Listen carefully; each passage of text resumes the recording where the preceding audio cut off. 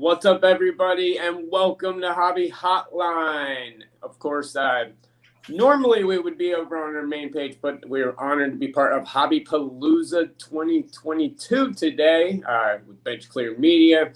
Normally, we'll be, like I said, we would be on our Hobby Hotline YouTube channel, and what we are is a call-in show where you guys basically control the show, call in, ask questions, or leave them in the chat, however you'd like. We have a rotating cast of characters every single week. I think over 20 now, and we've got our show on Saturdays at 11 a.m., this normal time slot, and then we also have Hobby Hotline Overtime, which is every Tuesday at 9 p.m., but we're honored to be a part of the show today. My name, of course, is Drew, or the DH, host of Let Me Get That Potograph, as well as Let Her Rip.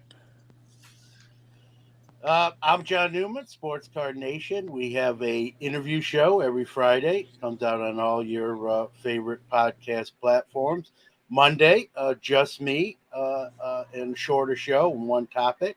Although shameless plug, this Monday we are going to have two guests, Eric Norton and Tim Virgilio, to talk about Signature for Soldiers, the Nationals honored charity once again this year for the second year in a row.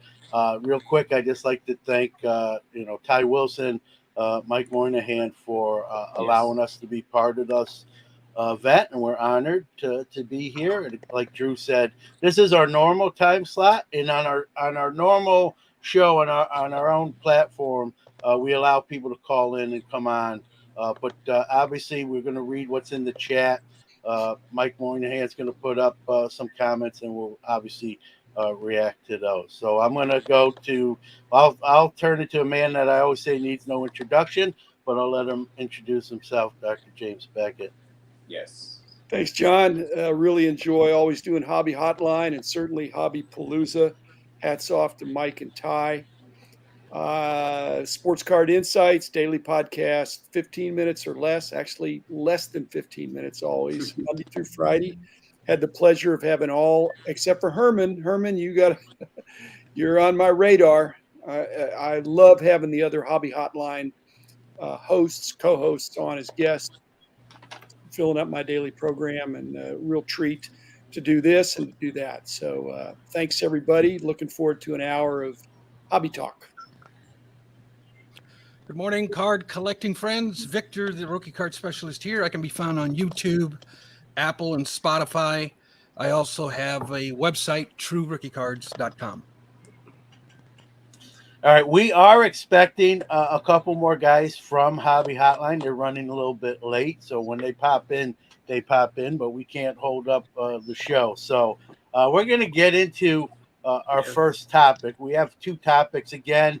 We appreciate your comments. Please comment, and we will respond accordingly. But the first topic is, I think most people will agree we're seeing a softening in the market, prices coming down pretty much across the board, and we want to go talk about which sports are maybe being affected more so, where those percentages are a little higher. And for me, I think basketball has probably taken it on the chin the most.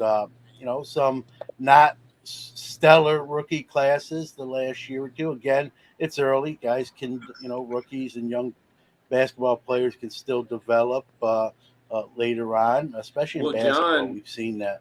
Go ahead. Well, John, you mentioned the rookie class and the players themselves. I mean, forget about let's ignore it, like during this part of the conversation that the hobby's not at its peak from what it was in 2021. Everyone knows that. So let's evaluate the markets now. And like you're saying, beyond the rookie classes, I think the rookie classes have some sleepers for the future. But the biggest problem really is how the release calendars and everything have been affected. We just had the NBA draft, which normally 2 years ago we would be hyped up. We'd have a couple of releases already out or coming out of collegiate products of these new rookies to start collecting, the hype to build up, and that really gets you interested and pumped, I think, for the entire season. It was a driving force at the beginning. Well, you've got the NFL draft coming up too. None of those guys are going to have cards for another 6 months or so. You're still the big releases from last year's rookies have yet to come out. So it's, especially in basketball's case, I think that's had a major effect on basketball, is just the fact that they can't get products out. I agree, Drew, but I think you'll also agree with this, right? The hobbies are what have you done for me lately, right? Yeah. People aren't patient. Most Right. people aren't patient. They don't care about why it is this product not coming out, Exactly. or the reasonings behind it. You're right. There are some guys that can develop some sleeper prospects that probably will develop 2, 3, maybe even 4 years.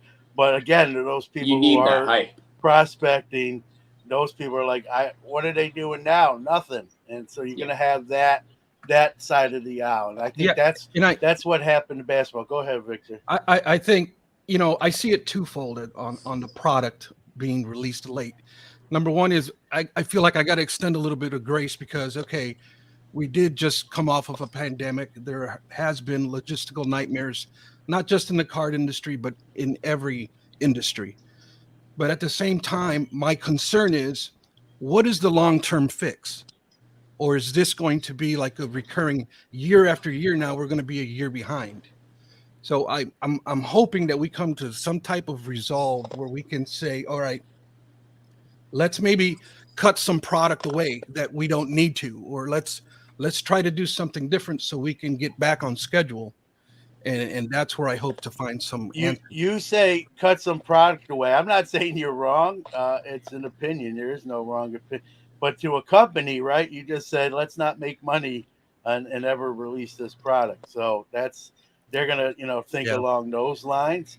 I'm going to ask Dr. Beckett. He's done this a long time as well. I can't remember a time. Obviously, we haven't had a pandemic like this in my lifetime. I can't remember a time when products were this delayed. We've had delays, hey, it's coming out next month instead of this month. Yeah. And just his experience, what he thinks the answer might be in terms of catching up and getting sort of on a track. Well, it's a good thought, Victor. I think the card companies are, as John says, probably as exasperated as we are. People want to sell things when they're hot, the players that are in the news.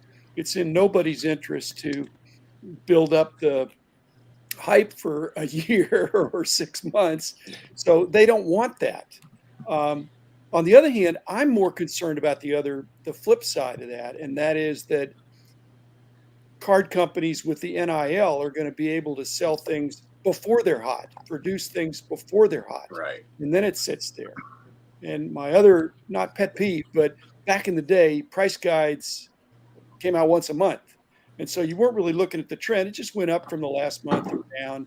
But now with daily and moment by moment pricing information, especially expressed in terms of graphs, where you can see the trend, if you're looking for what might be cold in the future, you might take it with a grain of salt that what's gone up the most in the last month might be something that's fully priced now. And so would be no longer hot at that price. And so those graphs that some of these influencers put out there and suggest that's determinative of what's going to happen, Right. just because it's what has happened, in many cases that it turned. So you just have to be careful. You have to have some knowledge, and you need more than one source of authority, not just what's going on in the field, but how something is priced compared to other things. There's a comment from the card hobbyist. I'll read it. It says It could be like the 80s with players getting rookies after being in the NFL for a couple years. Here, I'll use my guy, Mean Joe Green, #1 pick. Yeah. And he didn't get a card till a couple years in the league. I don't necessarily think that's good, but again, ultimately, player performance, right, on the competitive field is going to determine whether the crazy card's part in about demand. that and the difference though is that those rookies are actually going to be the year they're supposed to be. It's just by the time that it's supposed to be his rookie year product, it's just going to be so delayed. I do hope they catch up. But basketball is the company guys, they will catch up. Don't hope. They absolutely will catch up, and as soon as they can, and it's either going to be this coming year. They can't allow this to happen because it's revenue negative for them. Exactly, and that's why I see him, like I said, eventually getting this caught up. I like your optimism of this in a year. I love that optimism. I think that's awesome. Let's speculate though. How do we think they're going to catch up? What do you think is the fix? Well, Panini has an easy out. They've got Chronicles, so they can easily take a couple of products and either add them into Chronicles, things like that, without cutting. And Panini has a great out to knock out some small products like Illusions, etc., and things like that. The problem is in the rookie card, to Victor's specialty, is that if you can anchor the rookie card year to the previous year, even though you put the card out in the current year, that messes it up for the other company or other companies. And so I hope that games will not be played because that's not fair. Well, look at the football products that just came out. I mean, Prism, Optic Contenders, they're 2021 products. They just came out in the last, 3-4 weeks or even recenter. And they're doing well just because the rookie class is sort of carrying the product. So I think it's not so much when the product comes out, it's like what's in the product as far as the rookie class and performance on the rookie level. And in a way, football coming out late after the season's been completed is probably almost a good thing. Not that they want to do that all the time, but I think it's had some perks as well. Obviously impatient people is not the perk, but maybe creating some buzz or, hey, finally it's here, and some lead up into those products. Well, coming out that late, how many more prospects or rookies that if the product that came out on time might not have even had any interest, and they might have had a good season, and there may be an extra rookie in there that normally people wouldn't be looking for. Oh yeah, that's a great point. How many? Same thing, Herman. I just said one side of the coin. There's the other side of the coin, right? Some of those highly touted prospects who didn't have great years, and are people starting to get off that train, right? Zach Wilson comes to mind in football. So Ken has a great comment right here in the chat that it doesn't seem like Topps baseball production is late this year, and they've even come out and said that they've had production issues, and that they're the company that actually came out and put out a statement saying that they were having production issues and that there were slowdowns, and they have had some delays, but it doesn't feel not near as much, but that's also because you're only looking at one sport compared to a couple, I think. But what do you guys think? I mean, how do you think Topps has handled it as opposed to Panini? Because Topps has had some delays, but not that many. Well, Topps. Well, I think. Yeah, go ahead, Doc. Topps is going to be on their best behavior. They've just been acquired. I wanted to bring up a point about rookie cards. Again, Victor and I have talked a lot about this, but not about this one thing, and that is that back in the day, the esteem of the rookie card and the value of the rookie card also was related to how early in the year of the production year. If a rookie card was in Series 1 and Series 2 of the same product, the Series 1 card was preferred and had more value. I think that's been washed out now if it just came out in the year, but earlier in the year, those were generally the more valuable rookie cards back early in the day. Yeah. Well, back in the day, me and Victor just talked about this on this show. Back in the day, there was only one rookie card. That made it easy to navigate. I know we're comparing apples to oranges, and it's not fair. But I guess I know they use the same printer for some things, probably not all things. So I'm sure that's I don't know all the logistics there, but I got to think that's a factor as well. I think to Ken's point in the chat, I think it was Ken who brought it up. It does seem that Topps is doing a better job at the release times, and Panini seems to be struggling. But again, I'm trying to take it back to speculating to the resolve on all of this, and I think it comes down to two things: they either cut product, but to John's point, they're not going to do that because they're going to lose money. So then the only other option that they have is release more product week after week. So we're, as a hobby, we're going to see an influx of product swarming the market.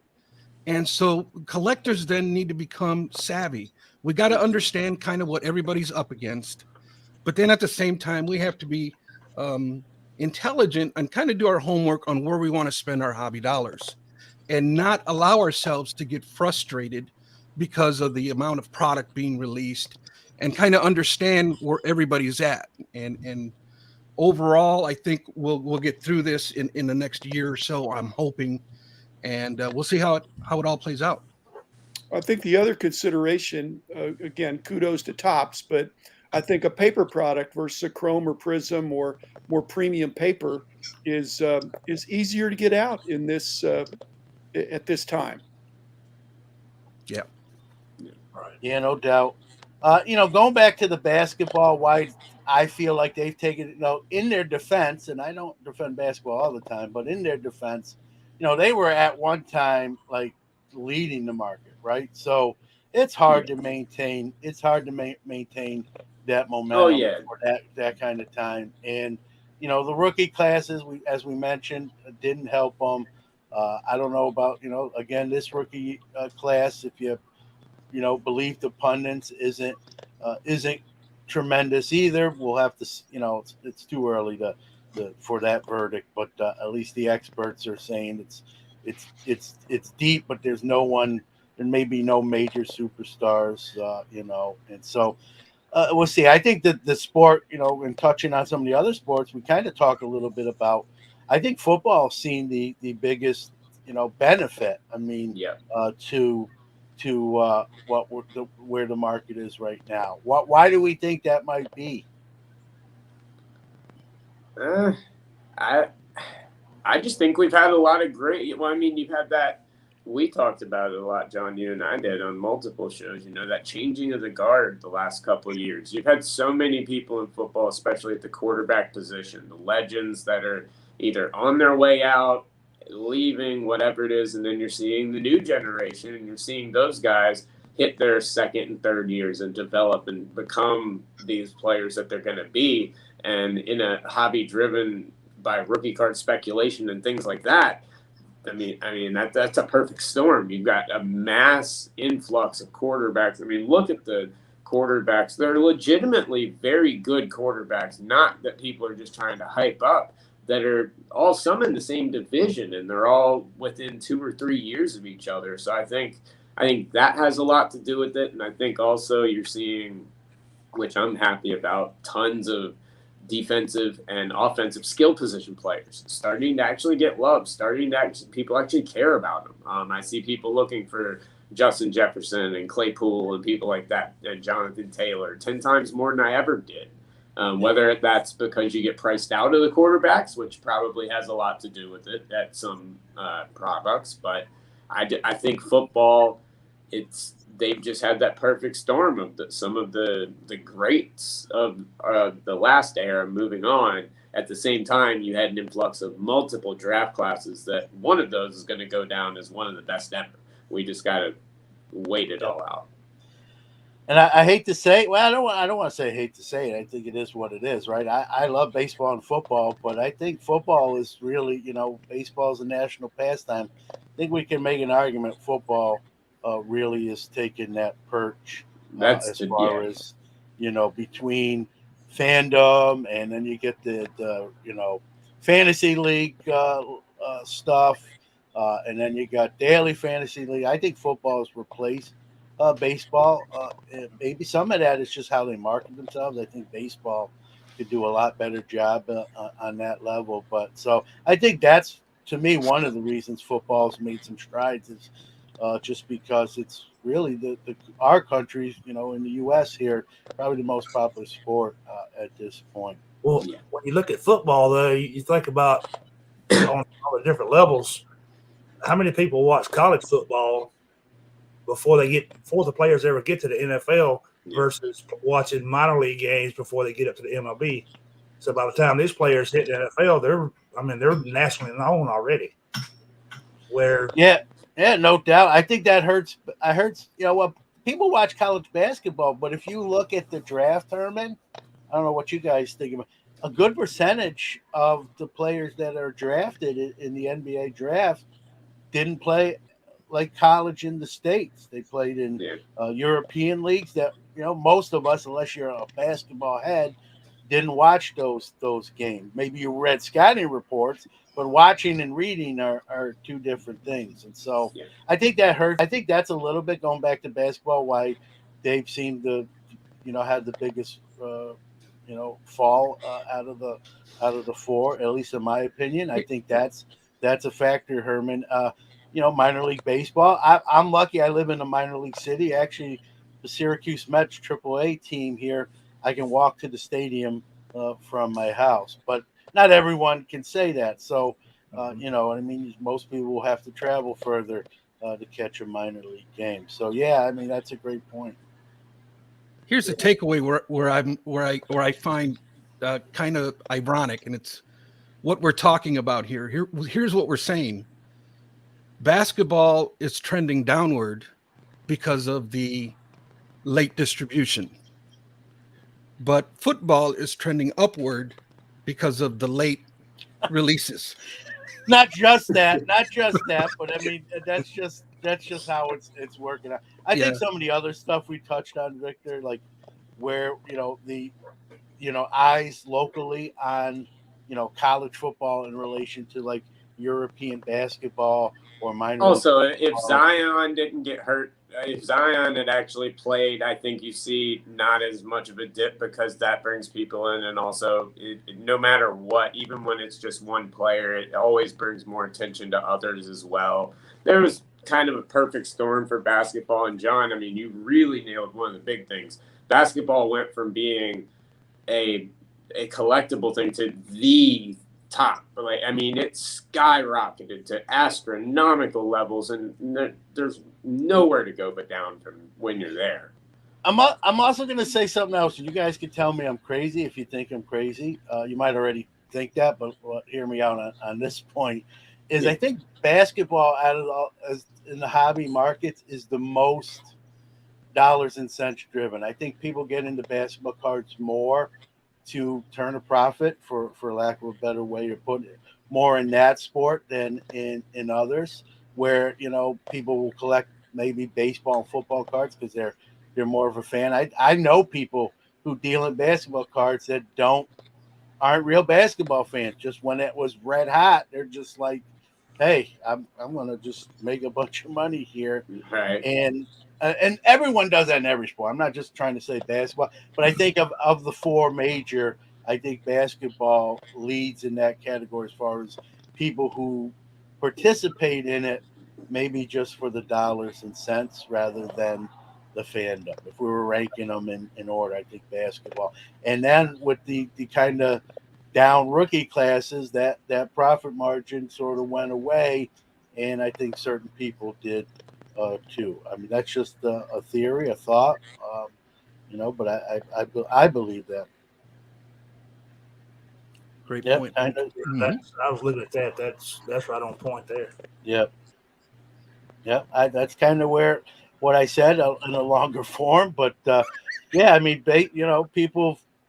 I mean, I've collected baseball cards since 1979. I didn't start with football cards as much as I love them in basketball, but And even Micah's comment before that is the fandom of football and basketball didn't really translate into the hobby. So I mean, that's. Yeah, not fully, but I think it's made probably the most strides, where basketball's kind of fell down a couple pegs. I think football's making the most strides. Yeah, but what was it like in the 70s, John?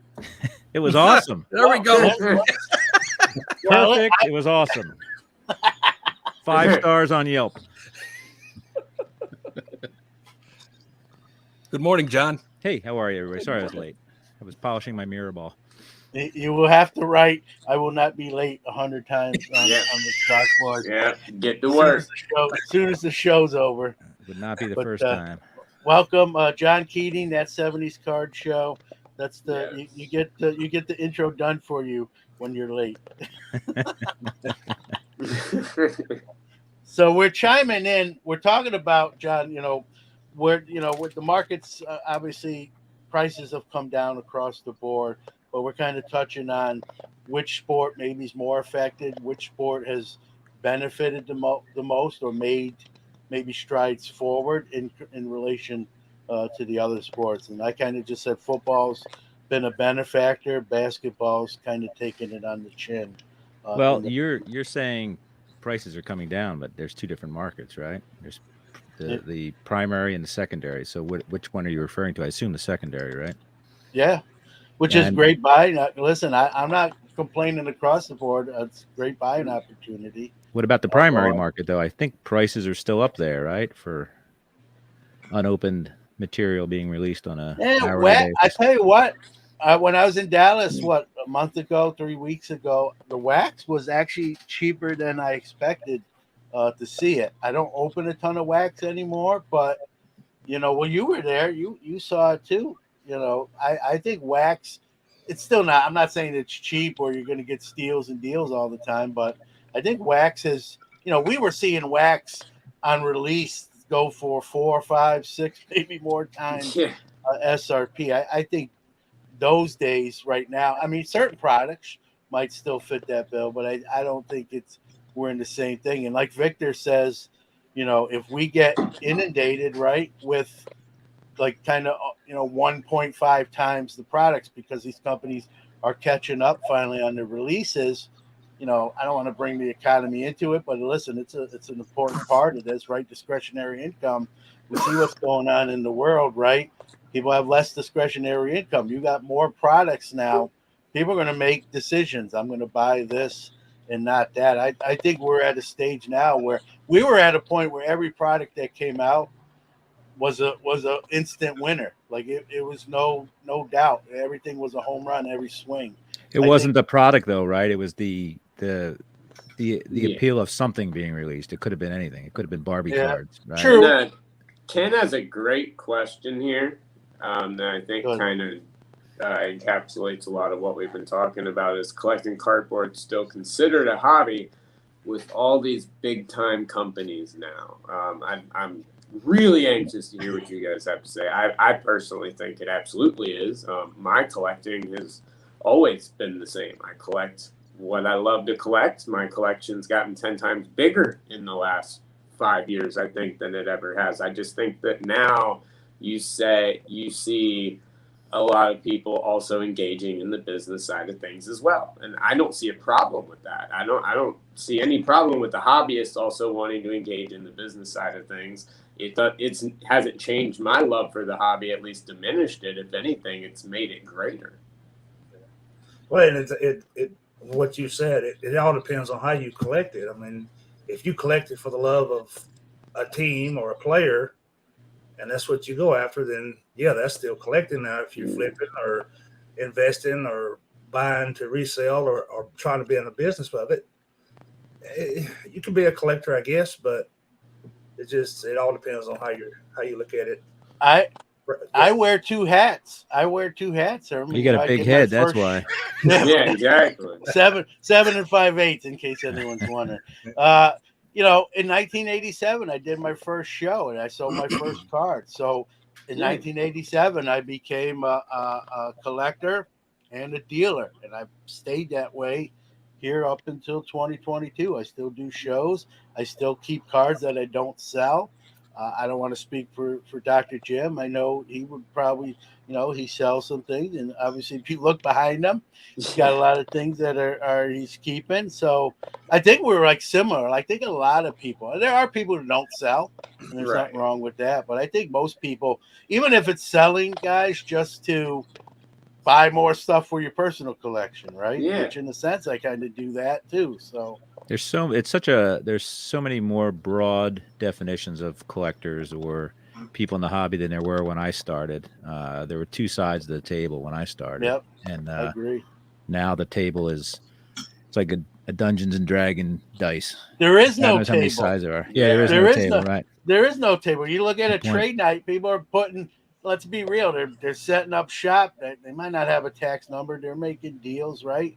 So what was that? line's What been started blurred. that? I reckon it was eBay 20 plus years ago that kind of helped that segue from black and white to gray for everybody, what they do in the hobby, because it was easy to sell. You didn't have to set up. You didn't have to have the inventory to set up at a show or a shop. You could just sell. So I imagine eBay was had a pretty big impact on what we do now, whether we want to admit it or not. Obviously, eBay gets a lot of flack.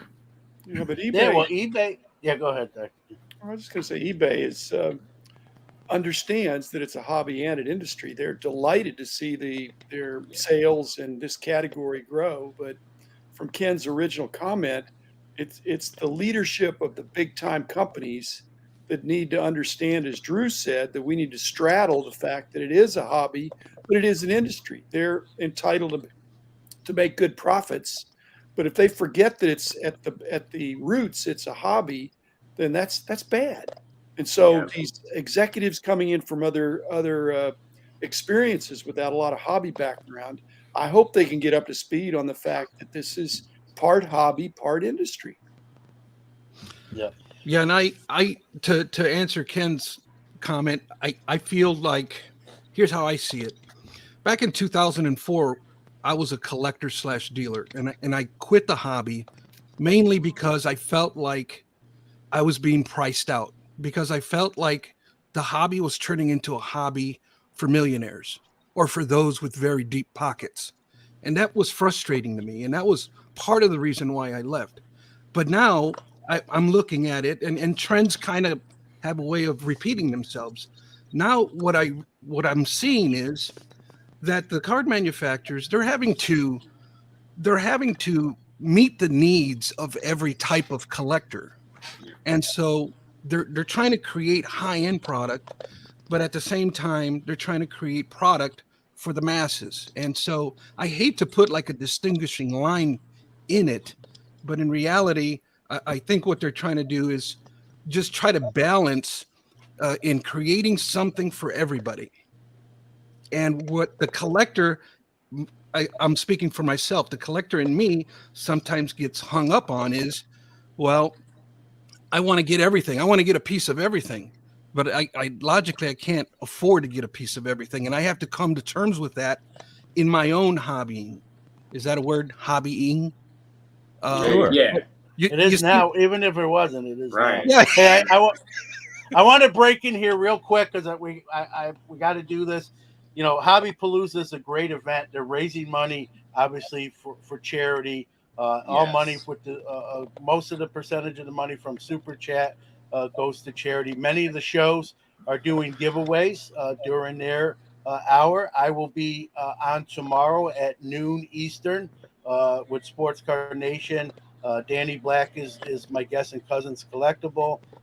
Tony and Oz are my guests, and I'll be giving away 3 SGC subs during that hour. And a lot of the other shows are doing their own giveaways, but any of the Super Chat money or money raised, that you donate in the chat room goes to charity. And I mean, that's we talked about that at Dr. Jim's content creator dinner.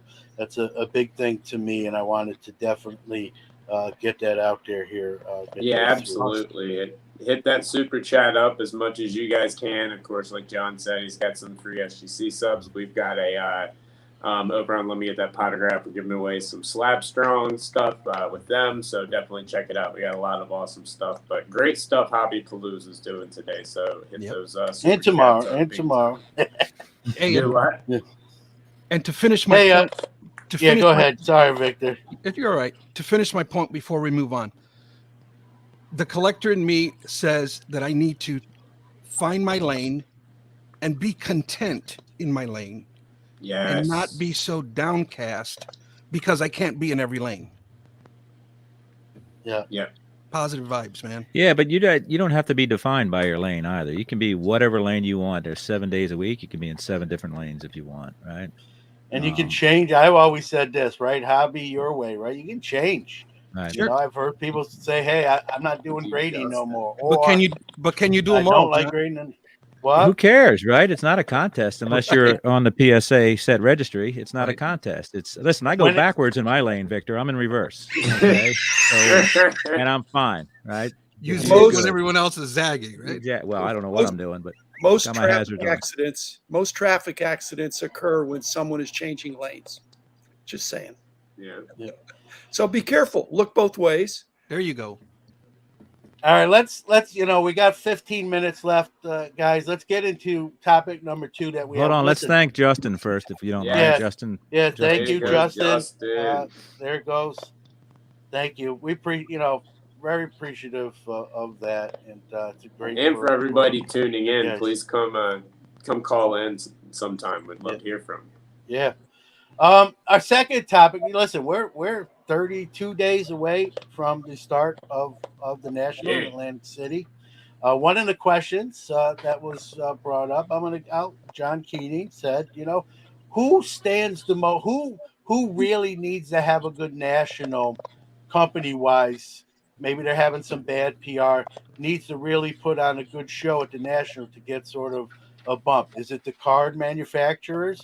Is it the grading companies? Who needs to go into the national and really win some people over, if you will, or really put the best foot forward? If I'm probably not the best to answer this, but I would have to go with the company that was founded by one of the people on our screen right here, Beckett. Yeah, Beckett. I think they have a lot that they need to do, especially with their new hire and everything. I think there's a lot that I know from talking to fellow collectors who have asked, because anytime news like this breaks, I know John knew the same way. You probably get a lot of people that hit you up asking you about it and everything. And I've had so many people ask me what's going on at Beckett. Like I know, but they ask me what's going on at Beckett. What's this hire? How's this doing? And the amount of concern that I've heard from people would put them as probably one of my main companies that I would say. But I would also say card manufacturers in general, I think, need to show some innovation. I'm hoping to see a lot more innovation here at the National, but we'll see. But if it's me, I'm going with Beckett probably. Innovation in product or innovation in product? In product. Okay, not in execution or whatnot, huh? No. Okay. TR says the state of New Jersey. Absolutely right. Hey, by the way, just be careful if you are traveling to Jersey for the National. You don't have to pump your own gas, so don't get out of your car. It's taken as a sign of aggression.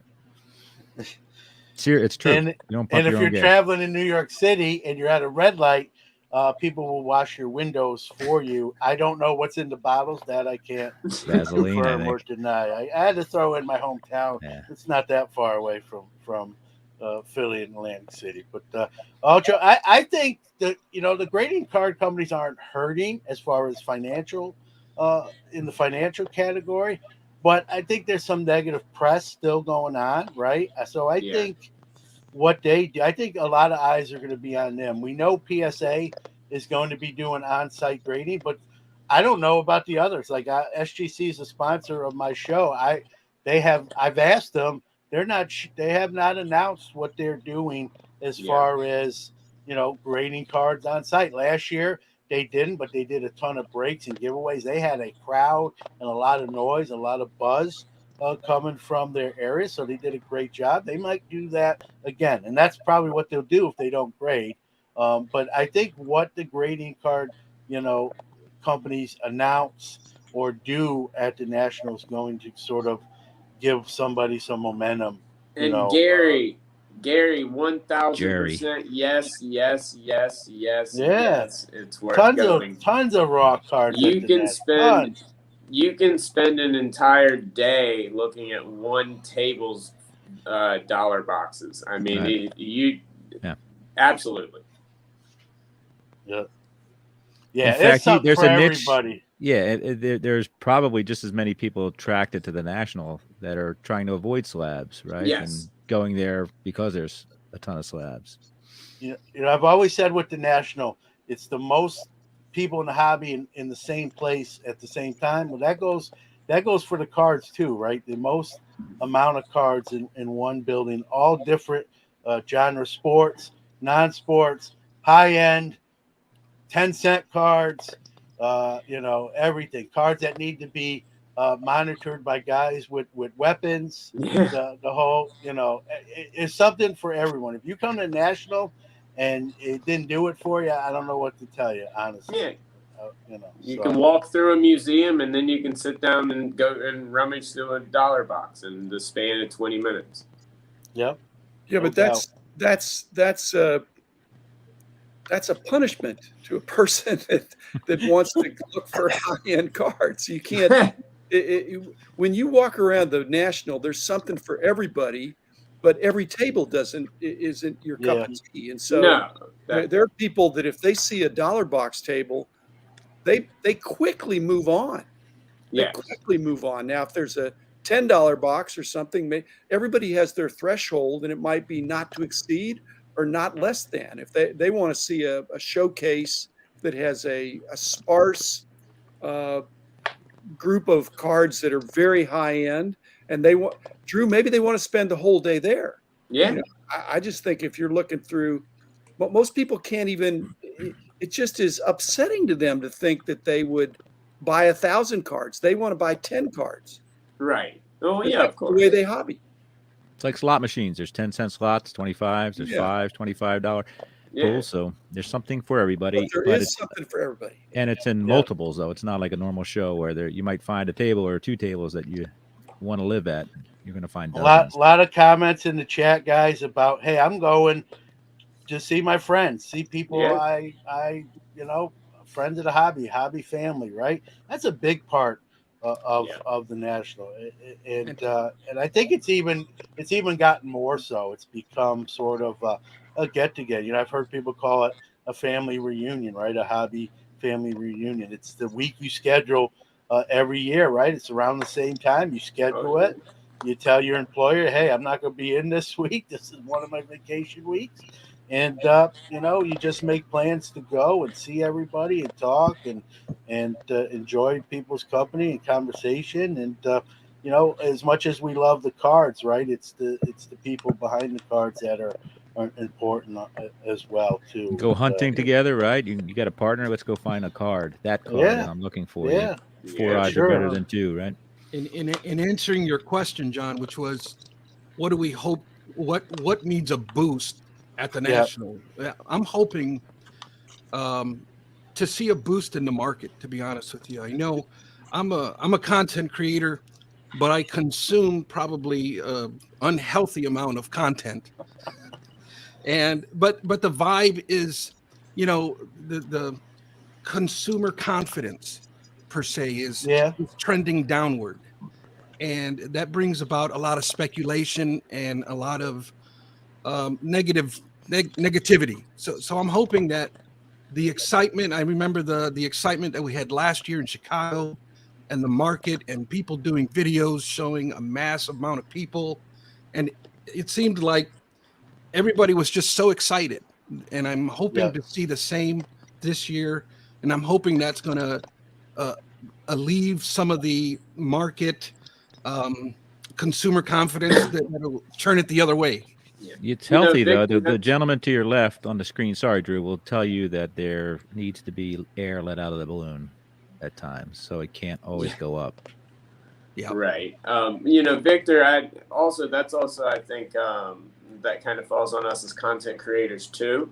I think it's up to us to show that even in the downturns, the positive sides of things, and there's a lot of content, because I consume, like you do, a ton of hobby content. There's way too much just doom and gloom, ridiculous speculation out there that really doesn't need to be out there. There's other things that can be discussed. So I think content creators have a lot to do with that as well, and definitely need to be showing some of the positive sides of the hobby, because there's plenty of them. And I think we're looking at, what cards are selling for today. But I think logically, when you think about it, we've been locked up for 2 years. Yeah. It's summer. Not the first time for me, dude. And so, we're summertime. We're out doing the things that we haven't had a chance to do. Yeah, the trend that's going to affect the market. Yeah. But I don't think the sky is falling. No. No, I mean, Look at the numbers. I mean, and I'll steal Dr. Jim's line. He's right here. It's the greatest hobby in the world. It still is. Like, we can talk about some of the negative things. It doesn't lose that title belt. It still retains the title, but we still have to talk about some of the warts and ills that happen to any industry or hobby. Yeah. It's not just sports cards. We're looking at. I'm sorry for cutting you off there, John. No, you're good. We're looking at hobby trends, and I think if we're looking at it pre-2020, basketball always trends downward in the summer. There's nothing. True. Sports go up and down depending on the season. True. I mean, that's nothing new. And No. I don't know. Can somebody block Ray from Philly, please? And other, I mentioned the grading companies. Here's a dynamic, right? This is now Fanatics has been at the National with their other lines, right? This is going to be their first National as a card manufacturer with owning the licensing. I'm curious to see, what they do. Like, how does Topps' booth change? From what we've known it. Is the carpenter going to get softer? Is it going to remain the same? But didn't they just let go of their face of the? Didn't they just let go of their face of the hobby? If they can just lower their microphone when they do their live events, I'm happy. Yeah. But what? Will that look different yet with Fanatics overseeing it now, or will they do anything differently, giveaways or production wise with what they produced for the National? I saw there was a question in the chat whether Panini was going to do their Rookie of the Year promos and other things that with COVID that sort of went by the wayside. So I'm obviously we want to see all that stuff. So I'll throw along with the graders what Fanatics presence in a new capacity is going to be. We got a few minutes left. Dr. Jim, like kind of what I know you've been to every one of these things.